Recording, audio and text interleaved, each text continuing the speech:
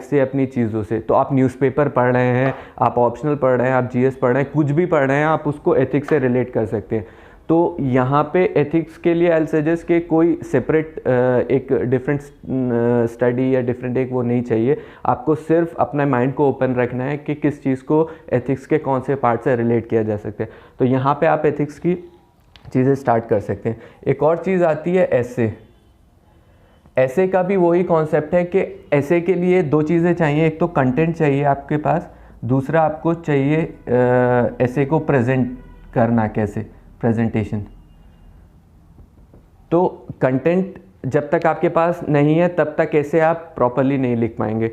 तो यहाँ पे इस फेज़ तक आपके पास अच्छा खासा कंटेंट तैयार हो जाता है, तो यहाँ पे आपको ऐसे में भी काफ़ी हेल्प मिल जाएगी। ऐसे का भी हम लोग एक अलग से वीडियो बनाएंगे, उसमें हम लोग रखेंगे कि ऐसे को किस तरीके से तैयार करना है, किस तरीके से उसकी प्रेजेंटेशन की जा सकती है। क्योंकि आपको ये चीज़ ध्यान में रखनी होगी कि सिविल जो एग्ज़ाम है उसमें कंपटीशन इतना ज़्यादा है कि आपको स्टैंड आउट करना पड़ेगा दूसरे लोगों से। तो उसके लिए आपको ऐसे, एथिक्स, ऑप्शनल, ये ऐसी चीज़ें हैं जहाँ पे आप मार्क्स स्कोर कर सकते हैं और आप थोड़ा सा डिफरेंट दिख सकते हैं एग्जामिनर को।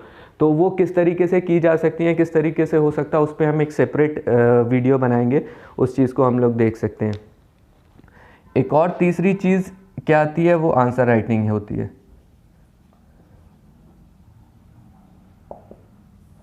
ये भी बहुत इंपॉर्टेंट हो जाती है, क्योंकि एक आपको ये समझना पड़ेगा कि कभी कभी बच्चों को लगता है कि अभी हम प्रीलिम्स की तैयारी कर रहे हैं, अभी हम मेंस की तैयारी कर रहे हैं और वो सारी चीज़ें डिफरेंट हैं, पहले प्रीलिम्स हो जाए फिर मेंस के करें। ऐसा कुछ नहीं है, क्योंकि अगर आप ये कर रहे हैं तो आपको प्रीलिम्स और मेंस दोनों को एक साथ लेके चलना पड़ेगा।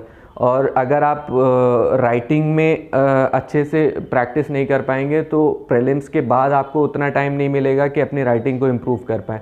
तो अगर आप बहुत रेगुलरली भी नहीं लिख रहे हैं तो यहाँ पे आप स्टार्ट कर सकते हैं अपनी राइटिंग को। प्रीवियस ईयर्स पेपर्स उठा सकते हैं सिविल सर्विसेज के, उसके क्वेश्चंस कुछ लिख सकते हैं। वीकेंड्स पे आप ऐसे लिख सकते हैं, या दिन में 2-1 क्वेश्चन जो भी आपको लिखने हो। तो वो एक हैबिट डेवलप होगी आंसर राइटिंग की, जो आपको आगे हेल्प करेगी।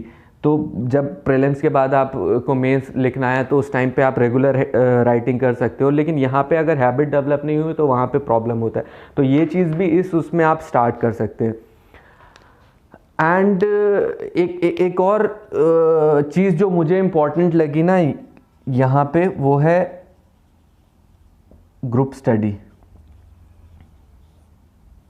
होता क्या है कि जब ये सारी चीज़ें हो जाती हैं तो इस फेज़ में मेरे लिए, मुझे तो इम्पॉर्टेंट लगता था कि एक सेम माइंडेड पीपल अगर हैं और अच्छा ग्रुप है, तो सपोज़ मैंने न्यूज़पेपर पढ़ा सुबह में, तो 2-3 चीज़ें जो आर्टिकल्स जो मुझे अच्छे लगे वो मैं डिस्कस कर लेता था। तो वो काफ़ी हेल्पफुल होता है किसी चीज़ की अंडरस्टैंडिंग के लिए। कोई प्रॉब्लम आ रही है, सपोज़ मैंने आंसर राइटिंग करी यहाँ पे, तो मेरा 2-3 लोगों का ग्रुप था, तो मैंने कुछ लिखा, दूसरे ने कुछ लिखा, हम लोग शेयर कर लेते थे। तो ये ग्रुप वर्क जो है ये इस फेज़ में इम्पॉर्टेंट हो जाता है। और मैं इस जगह पे इसीलिए मैंने ये ग्रुप स्टडी का नहीं लिखा है, क्योंकि यहाँ पे जितना ज़्यादा आप सेल्फ स्टडी करेंगे उतना इम्पॉर्टेंट होगा। क्योंकि स्टार्टिंग के जो 1 साल होता है, आई फील अगर आपने उसको अच्छे से दे दिया तो आराम से आगे चीज़ें आप बिल्ड ऑन कर सकते हो, करंट अफेयर्स या बाकी सारी चीज़ें। लेकिन यहाँ पे अगर आपने कहीं पे भी लैग किया तो आगे जाके बहुत ज़्यादा प्रॉब्लम होगी।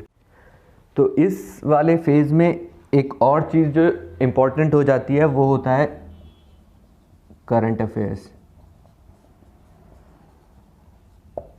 मैं करंट अफेयर्स को भी इस वाले फेज़ में इसलिए ला रहा हूँ क्योंकि यहाँ पे अगर आप उस चीज़ को लेंगे करंट अफेयर्स को, क्योंकि इंपॉर्टेंस जो है करंट अफेयर्स का वो बहुत ज़्यादा बढ़ गया है सिविल सर्विसेज में। प्रीलिम्स में आप देखें कि क्वेश्चंस जो हैं वो बहुत ज़्यादा पूछे जाते हैं करंट अफेयर्स से, और तो आपको 1 साल के अराउंड तक कवर करना रहता है। बट वही चीज़ अगेन एक आती है कि जब तक आपका बेसिक्स पूरा अच्छे से नहीं है तब तक आप करंट अफेयर्स पे बिल्ड ऑन नहीं कर सकते हैं।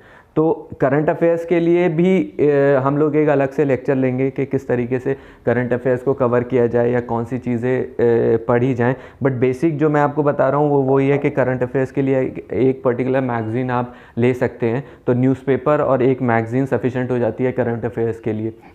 तो ये चीज़ इस फेज़ के लिए आ जाती है। और ये तीनों फेज़ में एक इम्पॉर्टेंट चीज़, मैं वही चीज़ डिस्कस करना चाह रहा था कि रिसोर्सेज जो हैं आप उसको जितना कंसाइज करेंगे उतना हेल्पफुल रहेगा। मार्केट में इधर उधर आपको बहुत सारे जो है कंटेंट मिलेगा, बहुत सारी बुकलेट्स मिलेंगी, वीडियोस मिलेंगी। आप जितना अपने आप को कंसाइज करेंगे उतना हेल्पफुल होगा। आप एक बुक पढ़ें, उसको बार बार रिवाइज करें, तभी वो रिटेन रह पाएगा। ऐसे ही करंट अफेयर्स का है, आपके पास मल्टीपल जो है वो बुकलेट्स होंगी, मल्टीपल मैगजीन्स होंगी, लेकिन अगर आप एक एक रीडिंग सबको देने लगे तो कुछ भी याद नहीं रहेगा। तो एक लीजिए, कोई सी भी मैगजीन लेनी है, इक्वली गुड हैं सारी मैगजीन्स, और उनको बार बार रिवाइज कीजिए। तो ये थर्ड फेज़ का मैंने बनाया था। ये सारी चीज़ें मेरे जो मैंने 4-5 साल प्रिपरेशन किया उसमें मैंने देखा कि कहाँ कहाँ पे इशू आते हैं और कहाँ कहाँ पे टाइम वेस्ट होता है, उसको मैंने कंसिडर करके कि जो नया बच्चा आ रहा है उसको प्रॉब्लम ना हो स्टार्टिंग में, उसके हिसाब से ये चीज़ बनाई है। बाकी आप इसको मॉडिफाई कर सकते हैं अपने हिसाब से देखने के लिए। एक लास्ट फेज़ जो आ जाता है अप्रैल, मई, जून, ये वाली साइकिल। तो यहाँ पे देखिए, ये आप उस स्टेज पे पहुँच चुके हैं जहाँ पे आपकी ऑलमोस्ट सारी चीज़ें एक एक बार, दो दो बार नहीं तो कवर हो चुकी हैं। और यहाँ पे इम्पॉर्टेंट हो जाता है कि आप अपनी स्टडीज़ को थोड़ा सा प्रीलिम्स स्पेसिफिक कर दें, क्योंकि 2 महीने एटलीस्ट चाहिए होते हैं उस मोड में आने के लिए जो एग्ज़ाम जो है वो डिमांड करता है। तो जो अप्रैल मई जून का टाइम है, यहाँ पे आपको थोड़ा सा ऑब्जेक्टिव चीज़ों पे फोकस करना पड़ेगा। सपोज़ आपने जो हिस्ट्री पढ़ी है वो एक पूरे हॉलिस्टिक वे में पढ़ी है, प्रीलिम्स में सारी चीज़ों को लेके, यहाँ पे आपको थोड़ा सा देखना पड़ेगा कि किस तरीके से चीज़ें पूछी जाती हैं, किस तरीके से आपको फैक्ट्स कंसिडर करने हैं उस चीज़ को लेके। एक और जो सेकंड इम्पॉर्टेंट चीज़ इस फेज़ में आ जाती है वो टेस्ट सीरीज़ आ जाती है। मुझे लगता है कि ये भी इक्वली इम्पॉर्टेंट है इस टाइम पे, क्योंकि आपका जितना भी हुआ है, आपका रिवीजन, उसको आप कितना अच्छे से किया है वो जज तभी होगा जब आप टेस्ट सीरीज़ देंगे। उससे आपको आइडिया लगेगा कि आपकी प्रिपरेशन किस लेवल पे है। और उसके साथ साथ टेस्ट सीरीज़ आपको एक पूरा एटमॉस्फेयर देती है एग्ज़ाम का कि आप को सॉल्व करने हैं क्वेश्चंस, आपको किस तरीके से चीज़ें करनी है, ये सारी चीज़ें टेस्ट सीरीज़ से आपको आती हैं। तो ऑब्जेक्टिव चीज़ें एग्ज़ाम में, लॉजिकल रीजनिंग और एग्ज़ाम को कैसे देखना है वहाँ पे, वो उसके लिए भी हम लोग एक अलग से वीडियो बनाएंगे, क्योंकि वो भी काफ़ी इम्पॉर्टेंट हो जाता है इस सारे पर्सपेक्टिव में। और एक जो थर्ड चीज़ है वो है रिवीजन। कभी भी ये मत सोचिएगा कि आपने जो पढ़ रखा है वो डायरेक्टली एग्ज़ाम में जाके आप अप्लाई कर सकते हैं।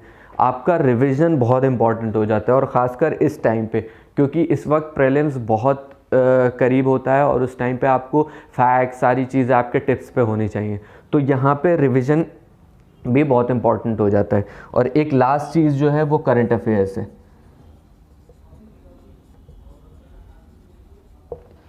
होता क्या है कि एक साल का करंट अफेयर्स अराउंड लोग कवर करते हैं प्रीलिम्स के लिए, तो यहाँ पे एंड तक भी आपको करंट अफेयर्स चीज़ें आपको प्रिपेयर करनी पड़ेंगी, क्योंकि सपोज़ अगर जून में एग्ज़ाम है तो मई का भी करंट अफेयर्स में कुछ इवेंट हुआ है तो वो पूछा जा सकता है। तो इस जगह पे आपको मेनली अपनी चीज़ों को सिस्टमैटिक वे में रेडी करना है प्रीलिम्स के लिए, वो टेस्ट सीरीज़ के थ्रू, रिवीजन के थ्रू, करंट अफेयर्स के थ्रू। तो ये एक बेसिक लेआउट है, और ये जैसे हमारी फर्स्ट वीडियो, तो मैंने ट्राई किया कि एक बेसिक अंडरस्टैंडिंग जो एक नया बच्चा है जो सिविल सर्विस की प्रिपरेशन करने आया उसके लिए ये चीज़ दे सकते हैं। तो ये मेनली ये वीडियो इसी के लिए था। और बाकी तो हम लोग जैसे भी चीज़ें होंगी, जैसे भी टॉपिक आएगा उसके हिसाब से वीडियोस बनाएंगे। और बाकी आप लोगों को भी अगर लगता है कि कोई स्पेसिफिक टॉपिक है जिस पे आप लोगों को हेल्प चाहिए या वीडियो चाहते हैं कि हम लोग बनाएं, तो आप उसको कमेंट्स में या किसी के थ्रू हम तक ये पहुंचा सकते हैं, तो हम उसी के हिसाब से अपनी वीडियो बना लेंगे। और बाकी तो सिविल सर्विस के लिए एक चीज़ याद रखिए कि जैसे एक जंगल का रूल होता है कि हंट और गेट हंटेड, जैसे शिकार करो या शिकार हो जाओ, वैसे ही सिविल सर्विसेज का भी सेम रूल है कि थोड़ा सा भी एरर का मार्जिन नहीं है, आपको अपना 100% देना होगा और आप जब अपना 100% देंगे तभी ये एग्ज़ाम आप क्लियर कर सकते हैं, क्योंकि हम लोग सिर्फ आपको गाइडेंस दे सकते हैं, बता सकते हैं कि चीज़ों को किस तरीके से लेके चलना है। अल्टीमेटली सारी चीज़ें आपके ऊपर डिपेंड करती हैं कि आप उसको किस तरीके से लेके चलते हो। So my wishes to all of you, अच्छे से आप लोग प्रिपेयर करें, एग्ज़ाम दे। All the best.